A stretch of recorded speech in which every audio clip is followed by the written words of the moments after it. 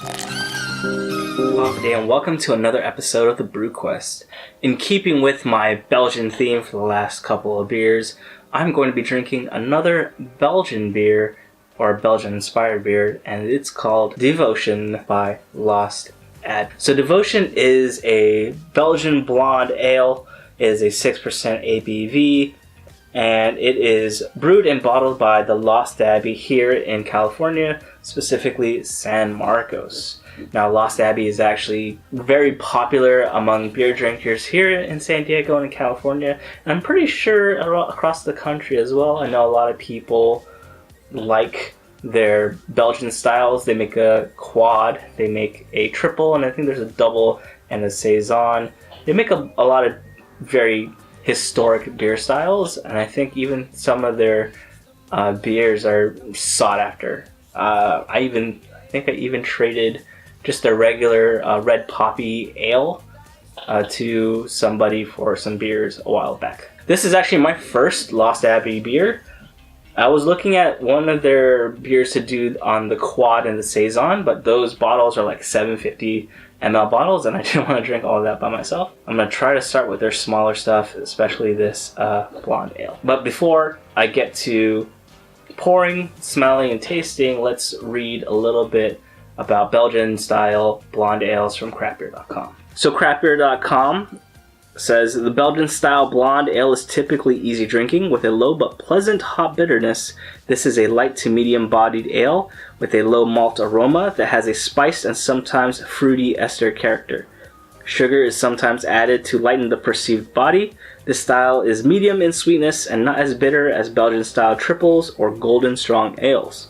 This is usually brilliantly clear. The overall impression is balanced between light sweetness, spice, and low to medium fruity ester flavors. This is great because I didn't really like the Golden Strong Ale. If you notice, it's near the bottom, if not at the bottom of my list of styles. And the Belgian Style Triple is like middle to bottom at this point. Well, I forget where it actually falls on, what number it falls on. If I do, I'll add a note somewhere. But yeah, if this is better than those two, this is going to be great. I'm thinking it'll probably be around where the Belgian Wit, or Belgian White or Wheat beer, I think, is going to be. But I can't be too sure. Until I try it, that is. So, check out some stats. I'm going to pour this out, and I'll see you right after this.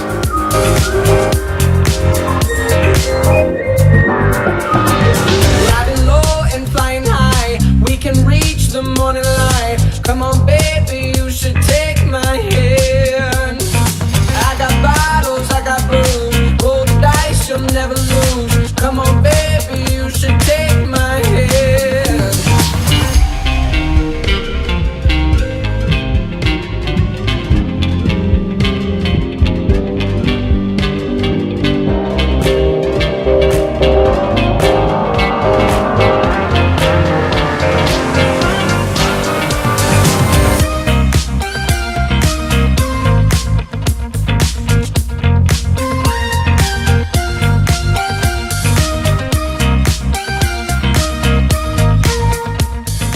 Now that the pour's over, let's take a look at this beer. But first, I've noticed that some of these bottle caps have a really interesting look. Like this one on this beer is like an eye, and it's kind of sketched, which is pretty cool.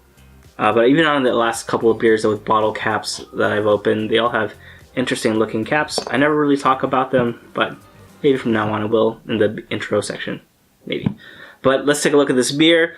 It did have a lot more head than it does right now. Retention kind of stayed a little longer, or a little long. It was about maybe half a finger's worth, but nonetheless really cool. I did, however, try not to pour the particles into this beer. I guess they all didn't settle down when I was handling it earlier, and I wish they all settled to the floor. Kind of wish I didn't shake up the bottle as much as I did, but if they weren't there, this would be a pretty clear beer. But right now there's just some particles. I'm pretty sure that's probably yeast, but yep, hopefully it doesn't alter it. I'm pretty sure it won't. All the other beers that I've had that were bottle conditioned or can conditioned weren't that bad. The color is like a dark yellow, not as light as the Belgian Strong, and not as dark as like an amber. It's just like a nice golden color. Looks pretty good. Let's give this a smell. Okay, I don't get any of the fruity esters. I do get like a lot of malt character, a lot of, I want to say a little like grassy, something like hay, or very earthy, like a very earthy smell. But and it has like a nice malt smell as well. But hopefully it tastes great. So, cheers. Okay, I've noticed that Belgians all have like the same flavor. Well, not the same flavor, but like very close in flavor. I noticed that with the doubles all the way up till now. There's that. I'm pretty sure it's like the Belgian yeast strains that they use. It has that flavor. It's very unique. I don't really taste it in a lot of non-Belgian style beer. Even though that this beer is dry hopped, I know it doesn't really add to the hop bitterness, but I still kind of get it. It's not strong, and it's slight. It's not a lot of bitterness at all, but you can definitely taste it. And then towards the finish, after you swallow it and everything just goes down, it hits you with that bready character. But how does it fare against everything else that I've had on the Brew Quest? So let's take a look. I'm going to let you know now it is not as high. I think I like the Belgian Wit a lot more than I like this beer. I don't know what it was. I don't know what about it. Obviously, because the Belgian Wit is at number 4. I guess I'm just not one of those people that likes the Belgian taste, to be honest. Like, I don't really like it. Let's see, Pilsners. I think I like the Pilsner better. I think I like this more than an Imperial Stout. I like it less than the Maibach. So I think this is going to come in. So at number 16 goes the Belgian-Style Blonde Ale.